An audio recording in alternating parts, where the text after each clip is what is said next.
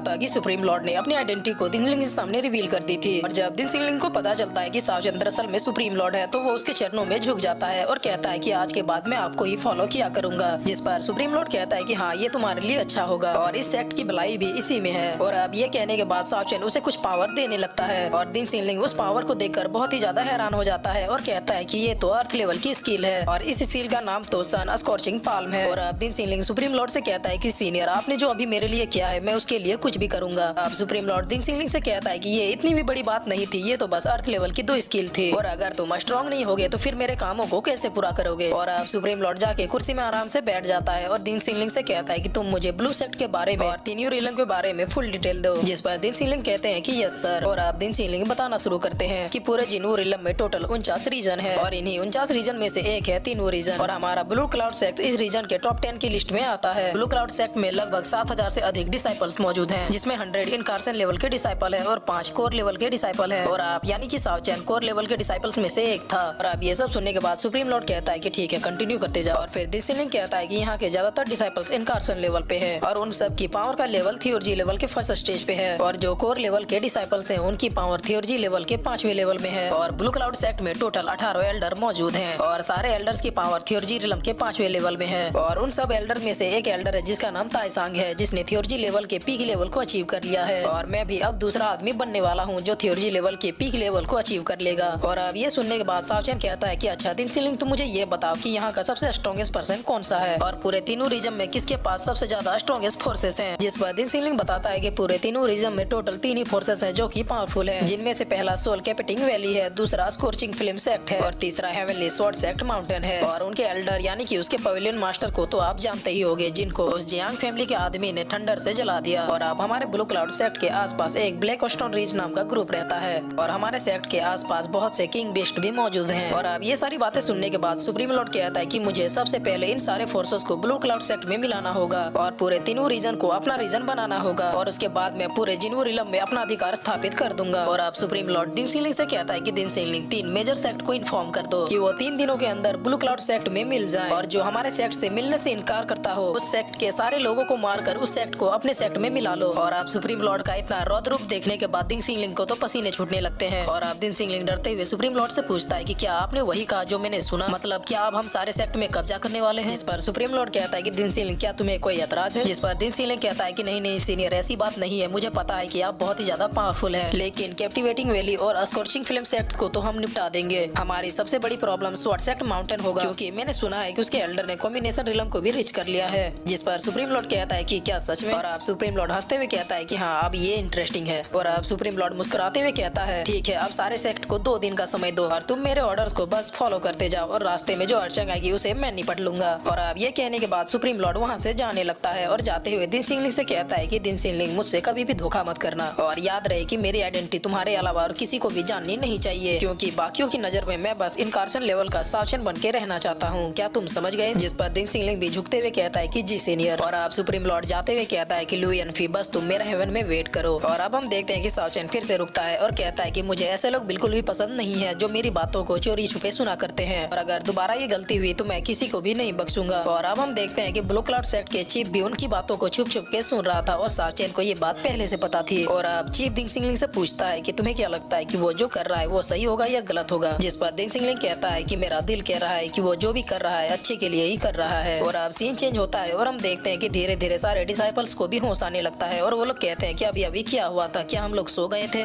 और अब हम लियोहान को देखते हैं जो कह रहा होता है कि मेरे ख्याल से अभी तक तो सावचन मर चुका होगा और वो सारे एल्डर्स भी जिंगमिंग को लेकर यहाँ से चले गए होंगे। और यही सोच सोच के लियोहान बहुत ही ज्यादा हंसने लगता है, लेकिन तभी सारे लोग कहते हैं कि शायद कोई आ रहा है। और अब हम देखते हैं कि ये सावचन होता है और अब सावचन अपने रूम की तरफ बढ़ रहा होता है और उन लोगों से कहता है कि तुम लोग अभी भी यहाँ पर क्या कर रहे हो, क्या तुम लोग मेरे साथ खाना खाने वाले हो। और अब सावचन को देखने के बाद लियोहान का तो चेहरा उतर जाता है और कहता है कि क्या ये अभी तक नहीं मरा है। और अब वो सोचने लगता है कि ये तो नामुमकिन है कि किसी एल्डर को ये हरा दे, लेकिन तो फिर ये बचा कैसे, क्या इसने एल्डर के पैरों में गिर के माफी मांग ली। और अब लियोहान ये सारी बातें सोच ही रहा होता है कि तभी सावचन कहता है कि लियोहान क्या तुम मुझसे फिर से पिटना चाहोगे। जिस पर लियोहान कहता है कि नहीं नहीं मैं तो बस यहाँ से जा ही रहा था, बस पता नहीं हम लोग कैसे सो गए। और अब लियोहान जब देखता है कि वो सावचन से काफी दूर आ गया है तो वो सावचन से कहता है कि क्या हुआ अगर तुमने मुझे हरा दिया तो, और एक दिन मैं तुम्हें भी हरा दूंगा, उसके बाद मैं जिंगमिंग को भी इम्प्रेस कर लूंगा। और अब वो जोर से चिल्ला के कहता है कि सावचन तुम यूजलेस हो और हमेशा यूजलेस ही रहोगे। और ये कहते हुए वो हंसते हुए वहाँ से दौड़ के भागने लगता है, जिस पर बाकी लोग कहते हैं कि अबे मरवाएगा क्या। और अब साचेन उसकी इस बच्चों वाली हरकत को देखने के बाद वो भी थोड़ा हंसने लगता है और कहता है कि गधे ये लोग कभी नहीं सुधरेंगे। और अब सीन चेंज होता है और हम देखते हैं कि दिंग सिंगलिंग एक बहुत ही बड़ी मीटिंग को आयोजित किया हुआ होता है और वहाँ पर कई छोटे बड़े क्लैनों के एल्डर बैठे हुए होते हैं और वो लोग पूछते हैं कि आखिरकार अचानक ये मीटिंग क्यों आयोजित की गई है। और फिर वो आपस में बात करते हैं कि कल पवेलियन मास्टर यहाँ पर आए हुए थे लेकिन वो वापस लौटकर नहीं गए। और अब दिंग सिंगलिंग मीटिंग को स्टार्ट करते हुए कहता है कि मुझे आप सबको बताने में ये बहुत ही ज्यादा एम्बैरेसिंग लग रहा है कि कल यहाँ पर तीनों सेक्ट के मास्टर आए हुए थे और वो जिंगमिंग को ले जाने के लिए आए थे, लेकिन कुछ कारणों की वजह से जिंगमिंग क्वालिफाइड नहीं हो सकी और फिर वो उन लोगों के साथ नहीं गई और सारे एल्डर ऐसे ही लौट गए। और अब एक आदमी गुस्से से खड़े होते हुए कहता है कि दिंग सिंगलिंग क्या तुम्हें हमें मूर्ख समझते हो? पवेलियन मास्टर जैसा स्ट्रॉन्गेस्ट पर्सन यहाँ पर आया था और वो कल से लापता है। और अब ये सुनने के बाद दिंग सिंगलिंग का भी पारा गर्म हो जाता है और वो अपने ऑरा को निकालते हुए कहता है कि तुम लोगों को क्या लगता है कि मैं तुम लोगों से झूठ बोल रहा हूँ? और अब दिंग सिंगलिंग बिल्कुल सुप्रीम लॉर्ड के डायलॉग को कॉपी करते हुए कहता है कि तुम लोगों के लिए एक अनाउंसमेंट है, जितने भी मेजर सेक्ट है खास करके वो तीनों से activating valley, flaming scorching sect और इसके साथ ही हेवनली स्वॉर्ड सेक्ट, उन्हें इन्फॉर्म कर दो कि 2 दिनों के अंदर ही वो ब्लू क्लाउड सेक्ट में अपना समर्पण कर दे और उन्हें ये भी इन्फॉर्म कर देना कि अगर उनमें से कोई भी हमारे सेक्ट में मिलने से मना करता है तो उन्हें खत्म कर दिया जाएगा और उसके बाद हम उनके सेक्ट में कब्जा कर लेंगे। और अब ये सुनने के बाद जिस तरह पहले दिंग सिंगलिंग की पसीने छूटे थे उस तरह बाकी लोगों के भी पसीने छूटने लगते हैं और सारे लोग एक साथ कहते हैं कि ये तुम क्या कह रहे हो।